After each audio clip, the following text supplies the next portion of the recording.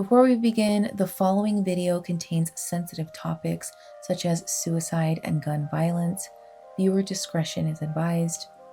If you choose to continue, please take care of yourself while watching this video. If you or someone you know is struggling with any type of ideation or self-harm, please take a look at the description box down below as I include a list of crisis hotline resources. Today we're going to do an overview of psychological motives behind school shootings and specifically examine the most recent tragedy in Minneapolis, Minnesota at the Annunciation Catholic Church. Let's get into it.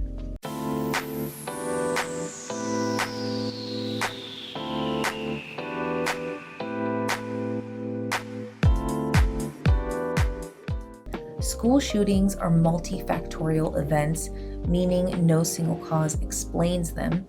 Typically, there's a combination of unaddressed mental health issues, difficulty navigating social dynamics, environmental, economic, and cultural stressors. We're going to start out with what we know so far about the Annunciation Catholic Church school shooting, as well as the shooter, Robin Westman. Slaughtering 2 children and injuring at least 17 others on August 27th. Robin Westman opened fire through the stained glass windows of a church at the Annunciation Catholic School before committing suicide. But who was Robin Westman? Here's what we know so far. 23-year-old Robin Westman, formerly Robert Westman, has been identified as a transgender woman from Minnesota. Westman applied to change names from Robert to Robin in Dakota County at 17 years old, according to court documents. The name change was granted in January 2020. The petition added that Westman, quote, identifies as a female and wants her name to reflect that identification. Just hours before the cowardly massacre, Westman posted a series of twisted videos on YouTube, which included a manifesto, Minneapolis Police Chief Brian O'Hare confirmed at a press conference. In one 20-minute video, Westman flips through a disturbing handwritten manifesto. In the deranged writings, it states that Westman had been suicidal for several years, but wanted to take others out too. Westman goes on to gleefully fantasize about, quote, being that scary, horrible monster standing over those powerless kids, and inadvertently confesses admiration for the 2012 Sandy Hook massacre, as well as other mass shootings. Each page is filled with unintelligible handwritten doggerel, as well as writings in Cyrillic, which include violent ramblings such as, quote, I have had thoughts about mass murder for a long time. I am very conflicted with writing this journal. The text, translated by the Post, reads in part. The writings also go into great detail about his decision to target Annunciation, where Westman's mother, Mary Grace Westman, worked until her 2021 retirement, according to a Facebook post by the church. Quote, maybe I could attack an event at the on-site church, which was ominously scribbled. Quote, I think attacking a large group of kids coming in from recess is my best plan.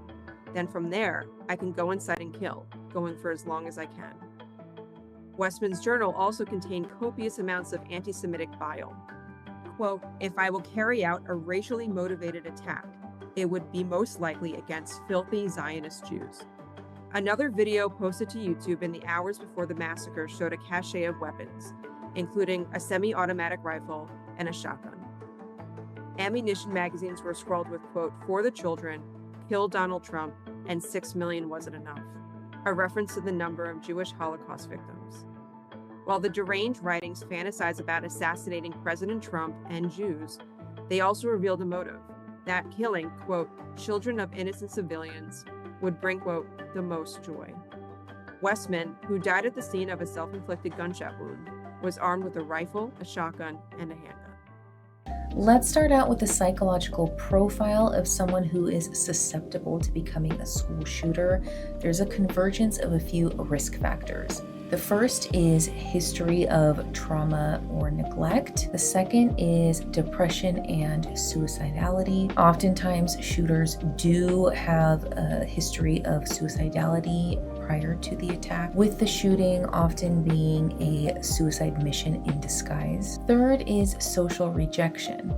Not knowing how to navigate social dynamics, difficulty with feelings expression, chronic bullying or ostracism, can foster someone to develop grievance narratives and negative core beliefs such as the world is dangerous, I'm worthless, life is hopeless, and I'm powerless to do anything about it, which can lead someone to have very severe thoughts of gaining empowerment through the most violent means necessary. There's three main domains of motivation to committing these types of acts. First is revenge and retaliation. Second is a quest for significance. And third is internalized despair. In regards to revenge and retaliation, Robin Westman did not seem to have a clear motive, nor did they identify one in their manifesto or in any of the videos that they posted to their YouTube channel. They were a student of the Annunciation School up until the 8th grade in 2018. There was no behavioral incidents so far as I've read about, as well as there was no seemingly conflict with any students, teachers, or clerics. In regards to the motive being a quest for significance, individuals who feel powerless may commit extreme acts to feel noticed or important. Perhaps the reason for Robin Westman's disjointed ideology was to instill even more fear within the community. In one of the videos they posted, they show different weapons and cartridges with anti-Black, anti-Latino, anti-Semitic, anti-Israel, anti-religious messages, threats to government officials, a comment on pedos and release the list. There was also a reference to Seinfeld writing the quote, "We live in a society." Now, I'm not diagnosing Westman. I'm only offering my analysis based on what I found through public domain. Looking at their writings and what they said in their videos, they may have been experiencing psychosis, which is a break from reality, experiencing severe distorted thoughts and perceptions. I also do see markers of borderline personality disorder, self-destructive, disturbed identity, or lack of stability of self-image, meaning who am I, what are my values, what do I stand for, unstable emotions, suicidality, feelings of emptiness, disconnected thoughts, viewing others as dangerous and hurtful, and negative core beliefs. In one video, Westman is heard labeling themselves as stupid, useless, worthless bitch. They are also seen handling several weapons, and on one of the weapons is written "Time to Play" and "Why So Curious."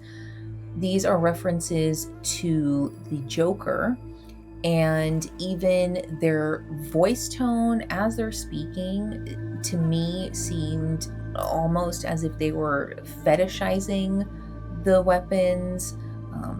The voice tone seemed almost aroused, as if there was some type of sexual arousal or gratification coming from just handling these weapons. There is also an image of, or they're showing a rifle with "Kiss Me" written on the barrel, and they say, "I effing hope I do," and referring to the rifle as "my precious." The third domain of motivation is internalized despair. Many shooters experience deep hopelessness in regards to being a successful member of society, where violence seemed like their only way out. In the case of Robin Westman, confusion about their identity, a recent breakup, a loss of income. About a week before the shooting, they had stopped working. It's unclear whether they quit or were fired for some reason.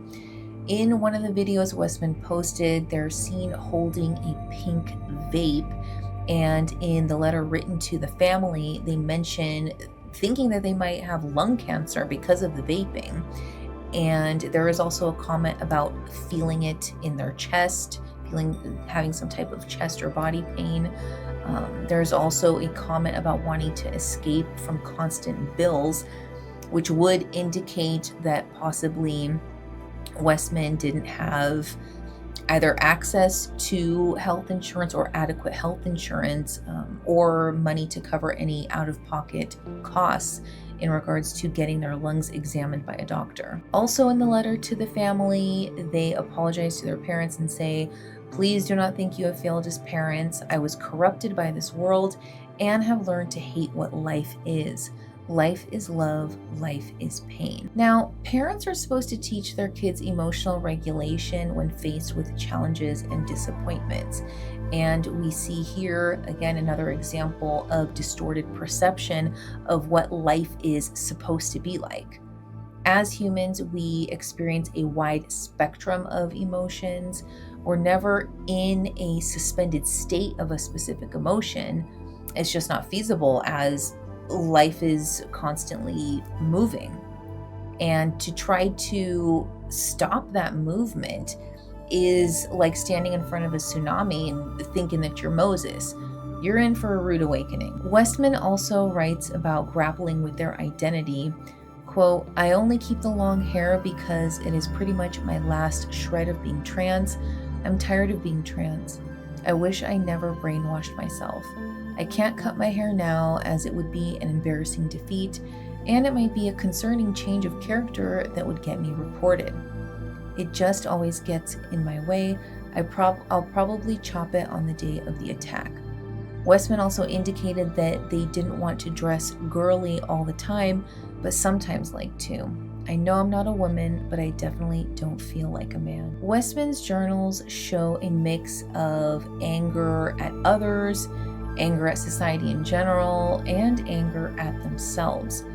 This duality, a deep hatred for everyone and everything, rage directed outwardly, as well as a deep hatred for themselves, rage directed inwardly, is also often seen in the psychology of mass shooters. In conclusion, untreated mental illness, chronic feelings of alienation and worthlessness, cultural access to violence, and missed intervention points are all contributing factors behind these tragedies. If you found this video helpful, please consider giving it a thumbs up and subscribing for more mental health content. Take care, and I'll see you on the next one.